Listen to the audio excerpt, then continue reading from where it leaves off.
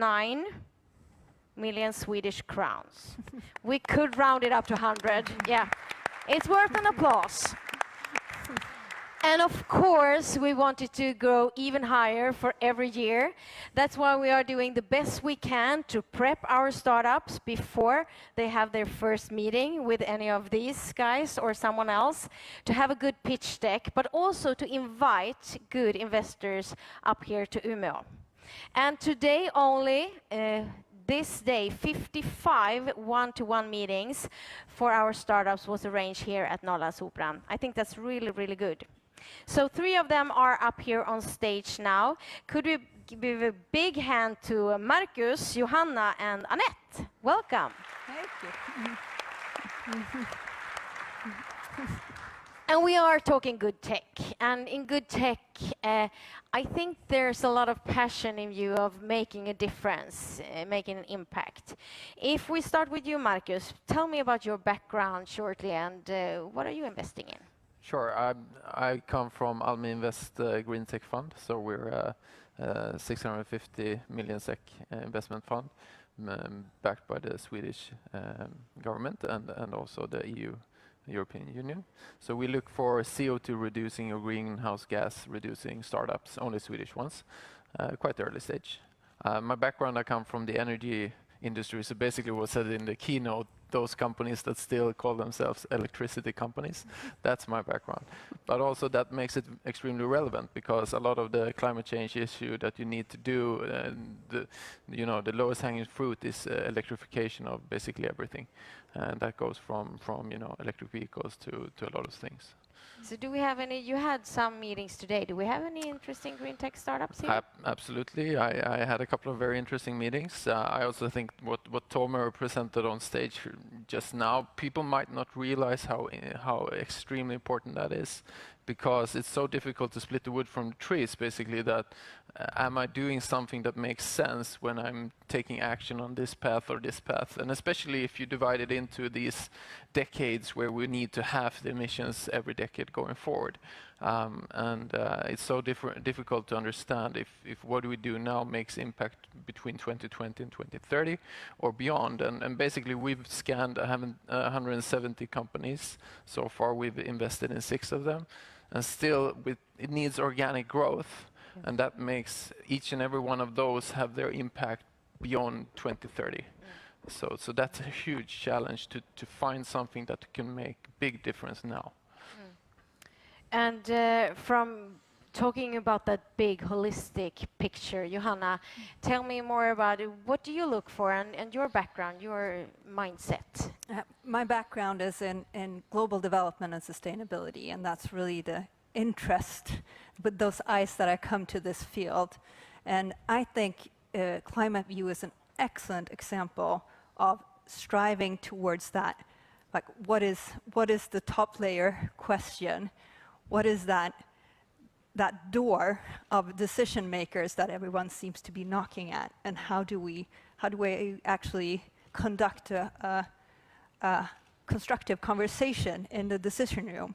And I think looking at what we need to do and looking at sustainability as a holistic field, it's really, really difficult to oversee all the connections. Our level of knowledge really allows us for us to see that we are integrated, that we are interconnected, and that's also the problem. And that's why I think open-ended questions like climate views going, all right, so we pretty much know what we need to do, but also not. And how do we have that conversation? Really, really interesting. And if we continue with the tech solution that we might have to implement or change of behavior using them differently. Anette, you are as an early stage tech investor. Yeah. What kind of companies do you look at and what kind of impact can they make? From the beginning, I never sort of planned to invest in impact. I invest in good technology companies. And then if they have the components of value add sort of lifestyle choices that I myself do, it's a super value added. But I've never seen me as an impact investor until I started to invest in innovation that builds impact or to create opportunities to view it in another way. So I've been doing tech investment for over 30 years, but also been an entrepreneur all the time. So my challenge is that I don't know when to stop, I would say. That's a good thing. I got some, I know we have discussed this earlier, previous tech arenas, but I got some questions from the audience. As an investor, what is the most important thing for you to invest in a startup? What do you look at if you could pick one thing? Starting with you, Markus. There isn't one thing. There is the holistic thing. But I mean, my colleague Lena was on stage talking about a few things that makes a difference.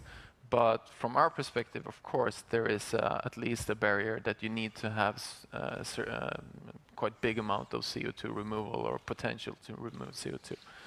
So I can go for that. Yeah, that's an easy one for me. But yeah, that's an easy one for you. Johanna? Well, I think there is one, and I've got it. The one thing is alignment and purpose, and that also makes it essential for me, for your fund, for your work, to also know what is our idea, what we want to put forward into the world. Like where do we want to put our resources, and then work with that in a way that is lasting, transparent, and oh, now I lost the word, so I'm going to choose with vigor. Yeah. And for you, Anette? Could you pick one? Since I'm a tech investor, it's stupid to ask me any profound questions. I just want to make sure that it's good technology and that the timing is there for that technology. I've been investments that I've done before, I've actually reused old technology, sort of redressed it, and then used it again. And I would say then that that's the best way to do it. If you are too early or too late, technology in itself is actually building the technology sort of staircase. You can skip certain things, but if you're jumping back down and you skip holes, all of a sudden you don't have technology that can actually do profound scaling opportunities. So, but sustainability comes in so many factors. It's also empowering people of doing new things and adding value to every day. I believe that I don't know if I speak for myself, but if I would be given a salary from the government, reducing the workforce and all that stuff, I can't even imagine how many ideas I would bring up and be able to actually really quickly test and then let them fail quick if it's not, because I actually have a salary so I can do innovation. So for me to be paid by the government or have something like in government salary, I mean, I have money now, but it's been 30 years. It would be, and I still spend it not wisely. So I should be better in doing it.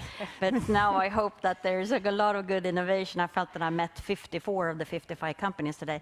No, but I mean, it's been amazing. And Umeå and north of Stockholm, since I am out of Stockholm, it's amazing technology. And I just want to make sure that everybody understands that Stockholmers are not necessarily not investing only Stockholm companies, but the challenge is actually to get the innovation into the next level. And I'm not a SaaS investor, which is a lot of that comes out of Stockholm. So. Did you hear that? There's a lot of good tech here. Yeah, and opportunities, but you need to develop with customers. You need to get that into your skull. Don't sit there and figure out stuff that no one wants to have. You just need to develop with customers, make them pay. Otherwise, they're not going to be your customers. You can think as much as you want, but it's not going to happen. But we talked about mindset, purpose-driven. What about, for me, it's a lot about the entrepreneur that really has to have it from the heart, being able to address talent to their team that has the same. Do you see anything about, is it a shift from previous entrepreneurs that are thinking more of making impact? Does everybody does that nowadays? Do we need to think impact when we have a startup, a tech startup? Or could we could we manage to just have that growth focus? It needs to be in our DNA. Yep. We cannot do anything that doesn't have impact into the environment, sustainability, or whatever it is. But it's also like we're not going to consume. We can't consume the way that we have been doing. The challenge, I believe, we have is with what Rosling stated in the 4 levels of how we live and in which platform we are at. We, on the 4th level, which is the final sort of level to be, we have destroyed Earth for the past 70 years in overconsumption and overusing resources and so forth. And now we have the rest of the world. I mean, this is a small portion of all the people. And now we have the first moving over into the 2nd level, buying their bikes and their refrigerators, and all of a sudden they go longer, and now they want to consume more, and they're not even into the 3rd level. And all of them are excelling to coming into the next level of what is prosperity or whatever is, how can you evolve? And all of a sudden we have no resources. And if we're going to let all these people consume the way we have done, our purpose, the mission that we have, if there is anyone, and you dare to take it, it's to educate all the people to what we are supposed to handle. We can't overconsume Earth. No. So, I mean, if they're going to, we already have 150 billion of plastic bottles in the ocean, and that's just a small percentage of Earth people that have actually done that. So It's good. We heard from the previous session that we will have AI now, so we have lots more time. So maybe all of us will go to the ocean and actually clean up the ocean. That's a cool that's a plan. and hobby. start sharing our cars. Yeah. No more buying here, No. people. We That's- just that's, to exchange stuff. That's a call to action. But I think I would just want to comment. I think that's extremely interesting. I think also part of the challenge why I think technology needs to play such a big role in this change or making us succeed, because those billions of people will never settle with anything less than what they see We the have other had- us having, right? Yeah. So we need to change a couple of really profound ways in how we do business, technology, and consumption for that to happen, I think. And also the systemic view. I mean, I think it's quite interesting, the debate right now in Sweden about nuclear or not nuclear. If you take away the toxic thing about nuclear, which is a hazard in itself, but if you take that away alone, still the systemic view is not so easy. I think it's quite interesting that people can have such different view. Is it economically viable or not? I mean, that's interesting itself. Yeah. It is for sure. And it's also a really clear example of how we have any kind of business that we develop and any kind of solution that we develop, which really needs to be the anchor of what we put into the world. Regardless of that, we all, as founders or owners, investors, co-owners, partners, we are responsible for the entirety of the business, all of the relationships that the business carry, and that's key. So you need to walk forward with purpose, because that's where you have your engine, but then you also need to understand that all of the relationships, there needs to be value in all of the relationships, and customers, of course, shareholders, co-workers, but also the local society where you have your physical places, your knowledge field, your industry. And that's the entirety of it. And it's a governance question, and that's why I think ownership is a really important question when it comes to actually solutions into the future that has a chance of affecting. Right, and I said to you before that I don't invest. I invest in technology, and I don't invest in platforms or social networks. And the first thing I did 2 years ago was to invest in We Don't Have Time, which is a social network platform for climate action.